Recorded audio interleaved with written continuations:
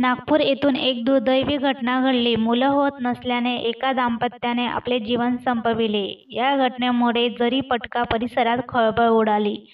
Jaripatka police ठाण्याच्या हद्दीतील मॅटीनगर येथे एका दाम्पत्याने लग्नाच्या वाढदिवशीच आत्महत्या केली.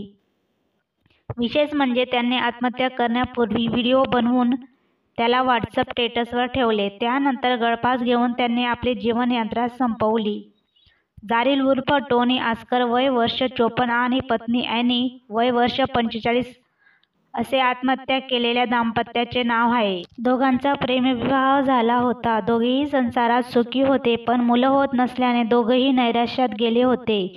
करोना काळात टोनी यांचा जॉब गेला तेव्हापासून तो नैराश्यात होता.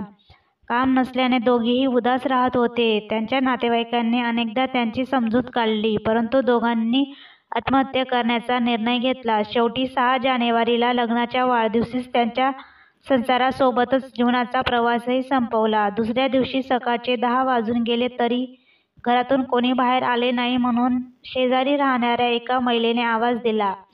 मात्र आवाज देऊन आतून कोणीच प्रतिसाद देत नाही, म्हणून घराच्या खिडकीतून डोकावून पाहिले असता पती पत्नी गळफास घेतलेल्या अवस्थेत दिसून आले. शेजारच्या महिलेने तातडीने इतरच्या शेजाऱ्यांना माहिती दिली. या घटनेची माहिती मिळताच पोलिसांनी घटनास्थळी धाव घेतली व दोघांचे मृतदेह ताब्यात घेतले व आकस्मिक मृत्यूची नोंद केली.